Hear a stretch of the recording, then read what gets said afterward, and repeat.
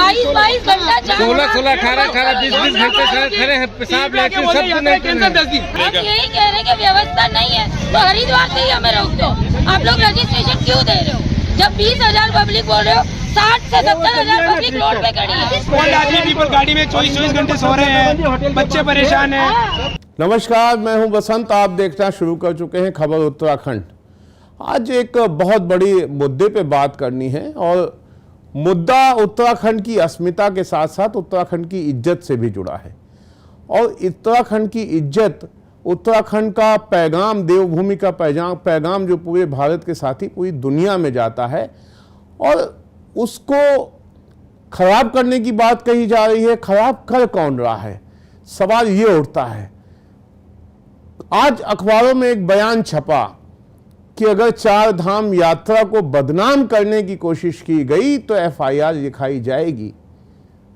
और ये किसी और का बयान नहीं है, उत्तराखंड की मेरी बड़ी बहन तरीके जो चीफ सेक्रेटरी हैं यहाँ की, राधा रतूड़ी मैडम, उनका ये बयान अखबारों ने छापा है। लेकिन आज हम बताएंगे कि उत्तराखंड की चार धाम यात्रा की बेइज्जती दरअसल करवा कौन रहा है। और आपको ये खबर देखनी पड़ेगी क्योंकि उत्तराखंड की इज्जत की बात आ गई है, उसके साथ ही मीडिया की इज्जत के ऊपर हमले की भी बात आ गई है। और पूरी बात सुननी है तो पूरा वीडियो आपको देखना पड़ेगा जी, क्योंकि बात हो रही है उत्तराखंड की देवभूमि की। बात हो रही है मोदी जी, जहां प्रधानमंत्री हैं, केदारनाथ बद्रीनाथ के गौरव की बात करते हैं।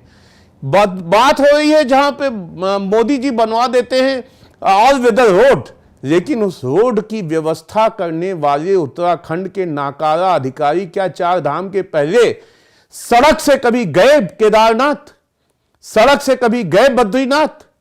यात्री आ रहे हैं, अभी आपने देखा यात्री क्या कह रहे हैं कि अगर आपके पास इंतजाम नहीं है तो हरिद्वार में रोक दो।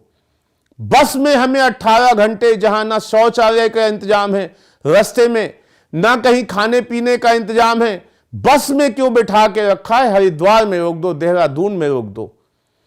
जब यह खबर मीडिया में आती है, कल एक मीडिया में खबर छपी कि चार धाम यात्रा पे कुछ श्रद्धालुओं की मौत।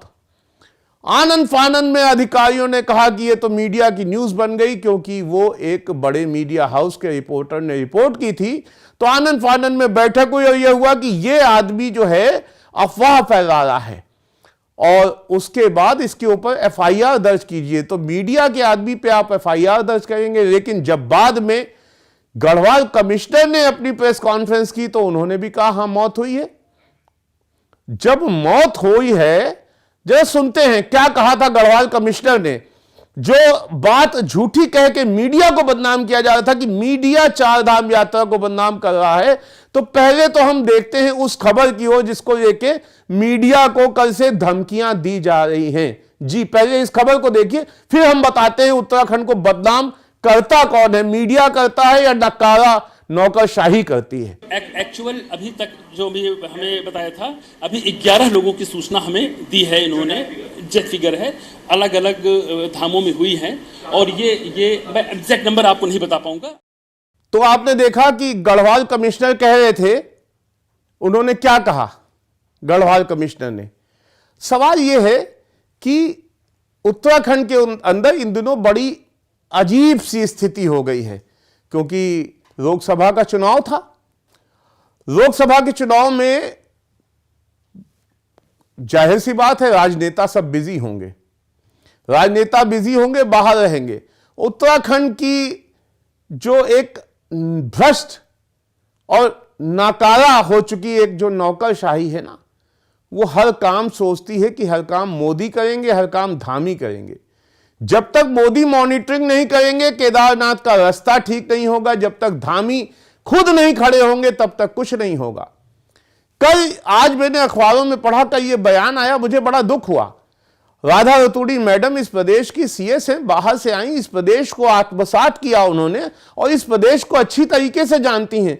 क्या वो राधा रतूड़ी मैडम ये नहीं जानती कि इस प्रदेश की नौकरशाही जो है, जो एसी कमरों में बैठ के मलाई खाती रहती है दिन भर, जिनको मिठाई खा खा के जिनके शुगर हो गई है, शुगर का लेवल हाई हो गया है, ये धरातल पे कुछ काम नहीं करते। ये बात तो मैडम आपको अच्छे से पता होगी। आपने मीडिया को कह दिया आप गलत रिपोर्ट दिखाएंगे। मीडिया गलत रिपोर्ट कहां दिखाता है? यात्री आ रहा है पूरी दुनिया से, परेशान हो रहा है, अपने शहर में जाके गुजरात से आई हुई वो महिला चीख रही है, उड़ीसा से आया हुआ आदमी परेशान है, वो अपने शहर में जाएगा, उत्तराखंड की क्या छवि बनाएगा? आपने तो बोल दिया मैडम उत्तराखंड की चार धाम यात्रा बदनाम करने वालों पे एफआईआर करो। लेकिन मैडम आपने कहा कि जो अधिकारी निकम्मे बैठे थे, चार धाम यात्रा आज ही से नहीं शुरू हुई, सबको बसंत पंचमी से पता था कि चार धाम यात्रा में कपाट कब खुलेंगे, पहले से तारीखें निकल आती हैं। क्या मैडम कोई कोऑर्डिनेशन कमेटी बनी? आज जब पूरे भारत में हंगामा बचा तो ये सचिव को ये इंचार्ज बना दो, उस सचिव को उत्तरकाशी बैठा दो, उस सचिव को यहां की जिम्मेदारी सौंप दो, सब हो रहा है। मैडम मैं आपसे पूछूंगा, उत्तराखंड की नौकरशाही में पीडब्ल्यूडी सचिव ने क्या कभी जहमत उठाई कि ऋषिकेश से लेकर केदारनाथ तक पैदल या गाड़ी से जाएं?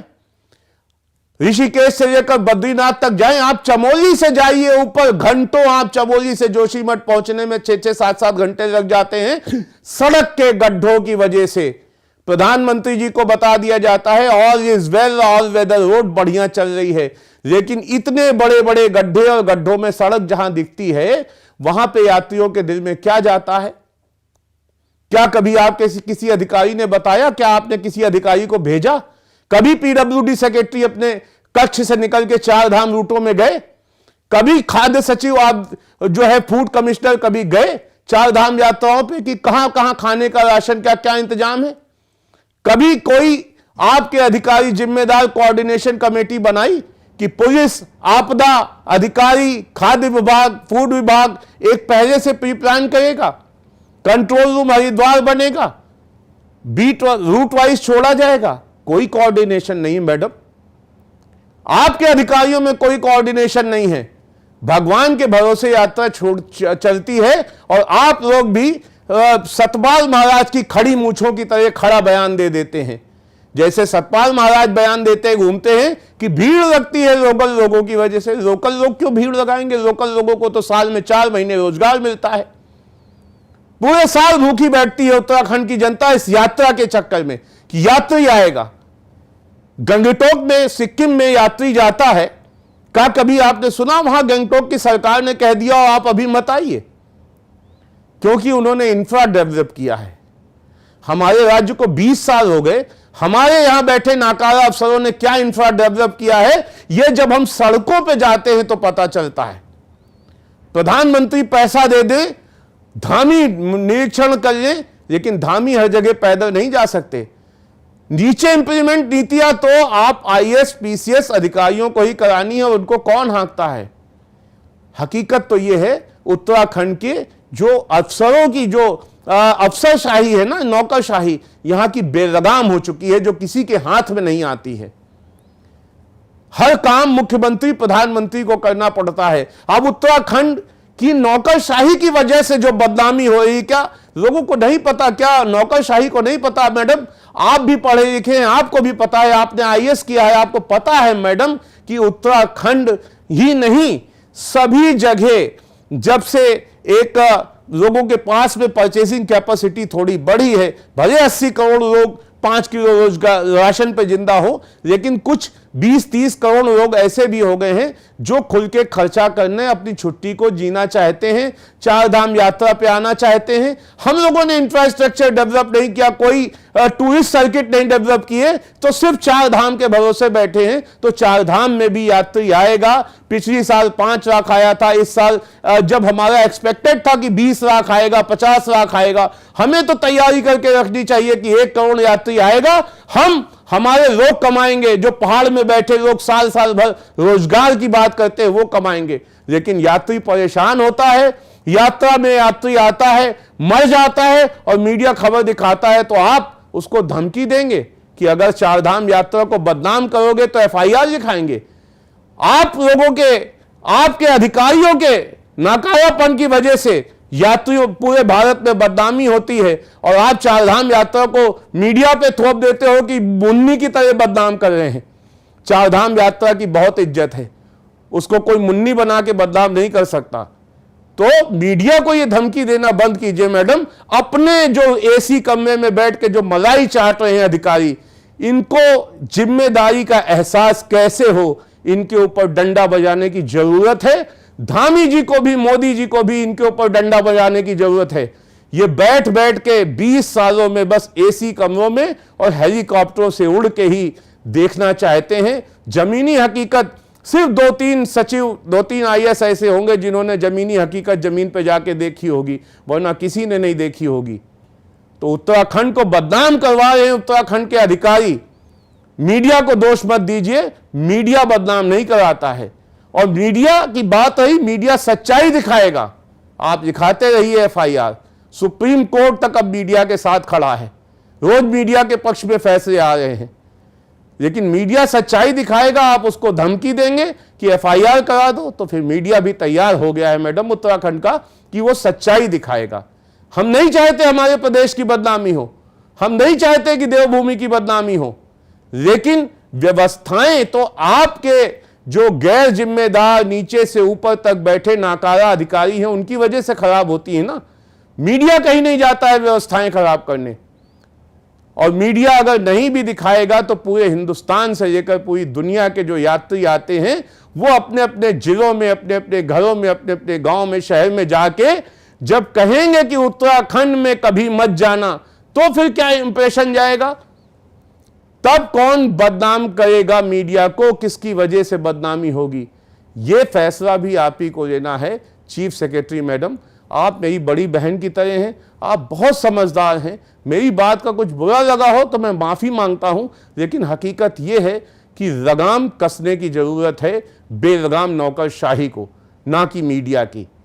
मैंने कहा और जनता तक, शायद आप तक भी ये बात पहुंचे। और मुझे खराब लगा कि मीडिया जब सही रिपोर्टिंग करता है तो हर चीज़ मीडिया पे ठीकरा फोड़ देते हैं अफसर अपनी कमियों को छिपाने के लिए। इसलिए मीडिया अपनी कमियों को अफसर मीडिया के ऊपर ना थोपें, अपनी कमियों को सुधारें, खुद को सुधारें, जमीन पे भेजिए अधिकारियों को, तब जाके स्थितियां सुधरेंगी। नमस्कार।